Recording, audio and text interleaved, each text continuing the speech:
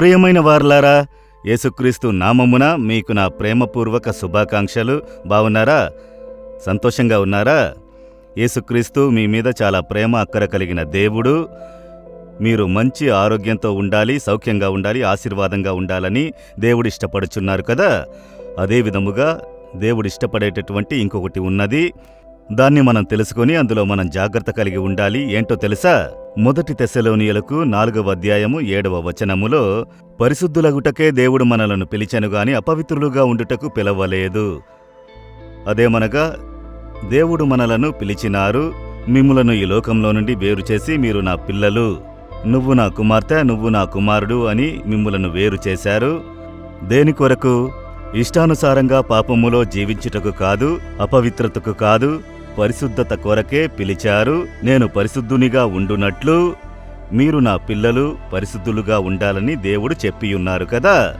మనల్ని పిలిచినవాడు పరిశుద్ధుడు, మనం కూడా ఆయనకు తగిన పరిశుద్ధతతో ఉండాలి. అనుటలో జాగ్రత్త కలిగి ఉండాలి. ఇది పాపంతో నిండిన లోకము.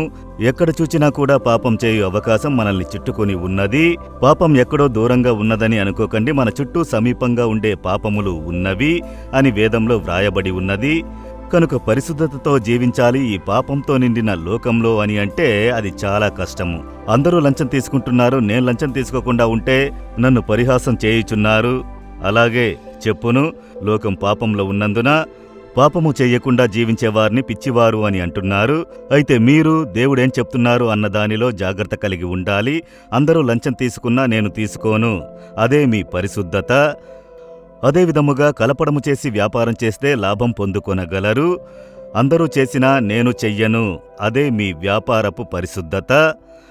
నేను వచ్చి చేసే కార్యములో అవినీతికి స్థలమివ్వను, నీతితో నా అధికారమును ఉపయోగించెదను, చెడుగా ఉపయోగించను, అది పరిశుద్ధత.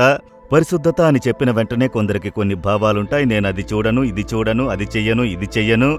పరిశుద్ధతకు కొలత ఏంటో తెలుసా? వేదవాక్యము. మనము ఇలాగే జీవించాలి అని ప్రభువు తెలియజేశారు కదా. అది చదివి దానికి సమర్పించుకుంటే చాలు, అదే పరిశుద్ధత. వాక్యానుసారంగా జీవించుట, దానికే మనము పిలువబడితిమి. ప్రభు వ్రాసి ఇచ్చారు. కుటుంబపు పరిశుద్ధత అంటే ఏంటో తెలుసా? ఫ్యామిలీ పరిశుద్ధత అంటే ఒక భార్య భర్తకు లోబడాలని దేవుడు వ్రాసి ఇచ్చారు కదా. దానికి లోబడుట ఒక భార్య యొక్క పరిశుద్ధత. పురుషులు భార్యలను ప్రేమించాలి, ఈర్ష్యతో వారిని ద్వేషించకూడదు, డైవర్స్ చేయకూడదు అని దేవుడు చెప్పారు కదా. అందులో నమ్మకంగా ఉంటే అదే పరిశుద్ధత. పిల్లలు తల్లిదండ్రులకు లోబడి ఉండాలని దేవుడు చెప్పాడు కదా. మీరు లోబడకుండా నేను అది చేయను, ఇది చేయను, నేను అలా ఉంటాను, ఇలా ఉంటానని చెప్పుట పరిశుద్ధత కాదు. అది మాత్రం చాలదు. మీరు వాక్యానుసారంగా మీ తల్లిదండ్రులకు లోబడాలి. ఇలాగే ఒక్కొక్క కార్యము ఒక సేవకుడు ఎలా ఉండాలో అని వ్రాసి ఇచ్చారు. ఒక పోలీసు ఎలా ఉండాలో బైబిల్లో ఉన్నది. ఒక గవర్నమెంట్ ఆఫీసర్ ఎలా ఉండాలో బైబిల్లో ఉన్నది. ఒక్కొక్క రాజకీయవేత్త ఎలా ఉండాలో బైబిల్లో ఉన్నది. ఈ వాక్యానుసారంగా మనం జీవించుటకు సమర్పించుకుంటే అదే పరిశుద్ధత. అందుకే మనం పిలవబడినాము. కనుకనే వేదమును చదివి ఎరిగి ధ్యానించి ప్రార్థించాలని చెప్పేది. ఈ వాక్యము మన జీవితంలో పరిశుద్ధతను తీసుకువస్తుంది. ఈ వాక్యమును చదివి ప్రార్థించగా మనల్ని ఎరగకుండా మనలో ఒక పరిశుద్ధత కలుగును. దేవుడు తన వాక్యము ద్వారా మనల్ని పరిశుద్ధపరచుచున్నాడని వేదములో చూచుచున్నాము. అదే విధముగా పరిశుద్ధతతో నిండి అన్య భాషలతో ప్రార్థించగా ఆత్మదేవుడు, పరిశుద్ధాత్మదేవుడు మనలను పరిశుద్ధపరచుచూ ఉండును, పరిశుద్ధతలో నడిపించెదరు. మీరు దానిలో జాగ్రత్త కలిగి ఉండాలి. నేను ప్రతి ఒక్క రోజు, దేవా, ఈ దినం నేను మీకు తగిన పరిశుద్ధతతో జీవించాలి. ఏ పాప శోధనలో నేను పడిపోకూడదు, అందులో నేను సమానుడిగా ఉండకూడదు, నన్ను కాపాడుడి, మీకు తగిన పరిశుద్ధత నాలో కనబడాలి అని ప్రతిదినం దాని కొరకు ప్రార్థించి ఒక పరిశుద్ధత అవగాహన కలిగిన వారిగా పరిశుద్ధతలో ఇష్టులై జీవించాలి. అలా జీవిస్తే మీరు సంతోషంగా, సమాధానంగా, నెమ్మదిగా, ఆశీర్వాదంగా ఉండుట మాత్రమే కాకుండా యేసు వచ్చినప్పుడు మీరు ఆయన రాజ్యంలో కనబడుదురు. పరిశుద్ధత లేకుండా ఎవ్వరూ ఆయనను చూడలేరు.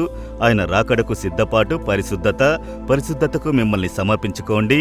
పరిశుద్ధతలో జీవించుటకు మిమ్మల్ని సమర్పించుకోండి. అప్పుడు దేవుడు మీరు పరిశుద్ధులుగా జీవించే కృపను అనుగ్రహించును. పరిశుద్ధము కలిగిన దేవుని దర్శించుటకు సిద్ధపడుడి. చెబుతారా యేసయ్యా, నేను ఈ వేదవాక్యంలో చెప్పబడినట్లు జీవించుటకు నన్ను సమర్పించుకుంటున్నాను, పరిశుద్ధముగా జీవించుటకు నన్ను సమర్పించుకుంటున్నాను, నాకు సహాయం చేయుడి. మీ రాకడలో నేను తప్పక కనబడాలి. దానికి తగిన పరిశుద్ధత నాలో కనబడుటకు నన్ను సమర్పించుకుంటున్నాను వేడుకుంటున్నాను. కృపను అనుగ్రహించుడి. యేసు నామములో ప్రార్థిస్తున్నాను. Amen, amen.